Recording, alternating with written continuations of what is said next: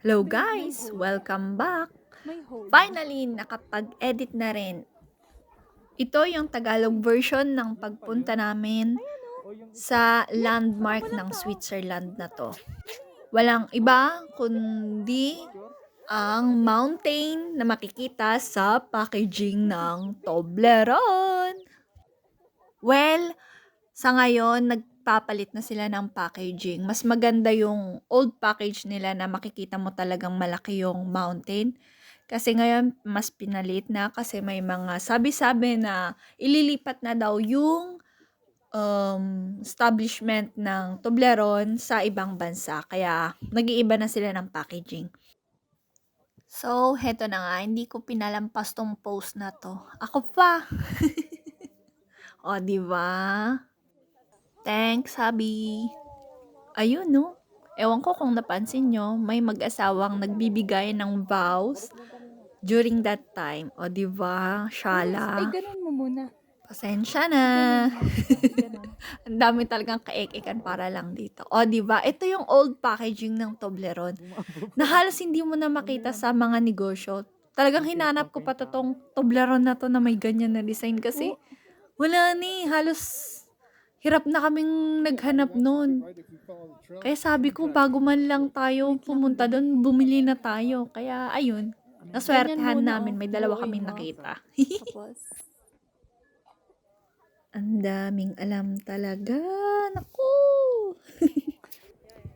Yung pag inikot mo talaga yung camera mo, no, mahahagip mo yung dami ng tao. At isa-isa yung post. Ang hawak-hawak ng Toblerone. Napapatawa na lang ako kasi pare-parehas kami. Ay nako, ewan ko na lang. Basta nakaka-amaze lang talaga kasi nakita mo to ng personal, o diba? Syempre, hindi namin mapapalagpas tong post na to.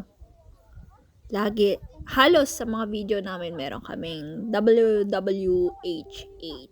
Tama ba? Ay! Baliktad! HHWW pala. Di bali, hinintay pa namin tong railway na to eh. Ito yung sinakyan namin papunta dito. Which is, ikukwento ko mamaya habang nakasakay kami. At makita nyo din yung view habang nakasakay. O, di ba? So, yun na nga. Tapos na kami sa post na yan. Lipat naman kami. Para malibot naman. At saka, hello, para masulit namin yung yung presyo ng pag-akyat dyan. Grabe, malulula ka din eh, no?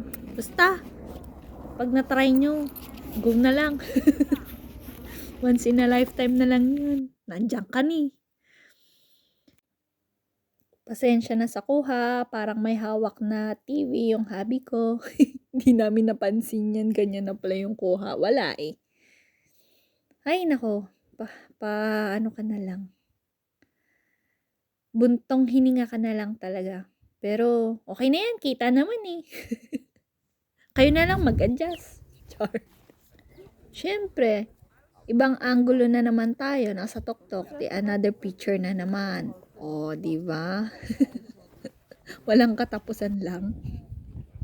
So, ito na nga yung makikita nyo, mga glacier ng iba't ibang bundok. hanggang sunsunod ka. Makikita nyo sa Italian version kung ano yung mga bundok na yan. Tinatamad na ako talaga mag-edit. Yun lang yun. So, heto na nga, walang kapaguran. Maririnig nyo pa yung comment ng asawa ko. Kasi gusto ko talaga pumunta sa tuktok eh. Hindi naman siya tuktok, pero sa mga bato-bato. Kasi nakita ko may mga tao ning nagpupuntahan. Di syempre, hindi ko rin pinalagpas. View. Ako pa. Bakit ka eh? Yan din yun. Kaloka. Saglit lang naman. Curious lang talaga ako kung ano makikita mo sa tuktok. Kaya yun, umakyat pa rin kahit ayaw na ng kasama ko. Napipilitan na.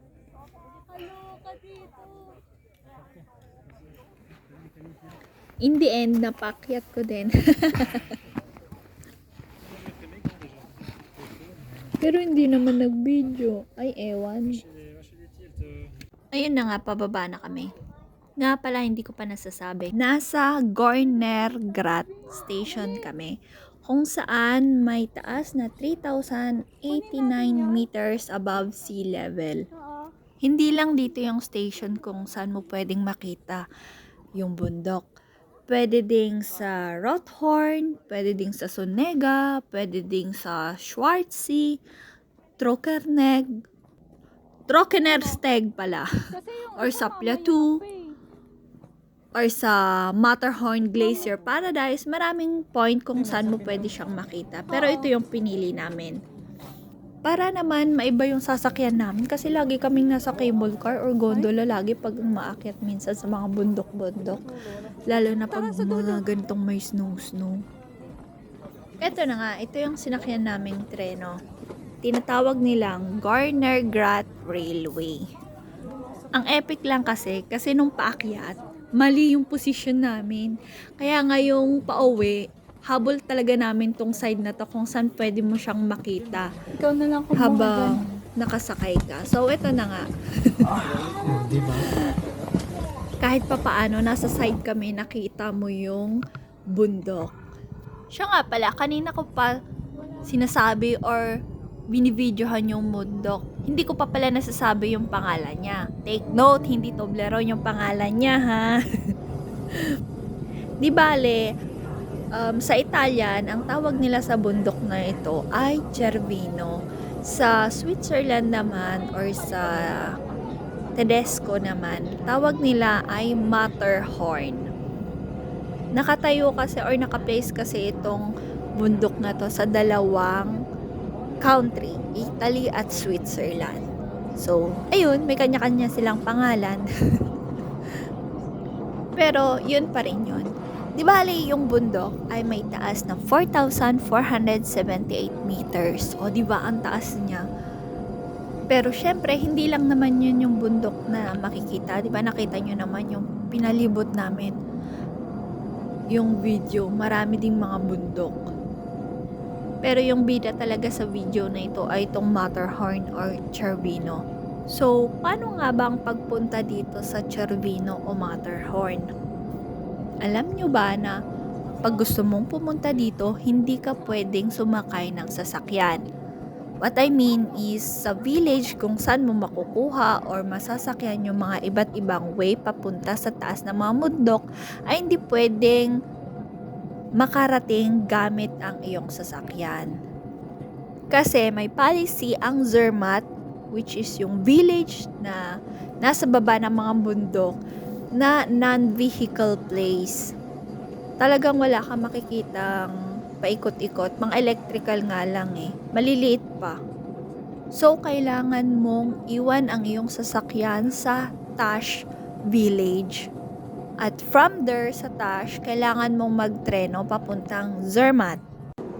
Kaya ang ginagawa ng iba para magkaroon ng apartment or hotel sa Zermatt, bababa sila ng Tash, tapos sasakay ulit papuntang Zermatt, which is yung ticket ng Tash at Zermatt ay 1 month valid. Balikan nyo na. So, kung 1 day ka lang, edi 1 day lang. Wala namang ano eh. Basta within 1 month, makabalik ka, valid yung ticket mo. O, diba? Another info sa gustong nagbabalak na pumunta dito. Basta hanap nyo lang sa Google, makikita nyo din eh. Minsan lang kasi yung mga nasa Google na prices hindi na updated. So ayun, huwag na kayong magulat sa mga prices kasi nasa Switzerland kayo. Alam nyo na, tourist price. Ito nga palang sinakyan namin ay may mga iba't ibang station. Pwedeng nasa Rutenbuden, Riffelberg, Riffelab, Windelbach, Legendar. Pwede kang bumaba anytime na gusto mo. Pero mas pinili na namin hindi kasi gusto din namin maglibot sa Zermatt pa. Kaya ayun, patingin-tingin na lang kami. At saka malamig na that time. May mga snow na kaya hindi na rin namin pinag-aksayan yung time na baba-baba akyat sa mga station. Buti sana kung maganda pa yung reflect ng Matterhorn sa mga lake kasi may mga lake na pwedeng makita kada station or sa iba't ibang station. So ayun, sightseeing na lang tayo. Ang ganda lang ng kulay, nagkahalo yung brown, yellow, puti. Autumn vibes lang talaga. So, ayun lang. Sa susunod ulit!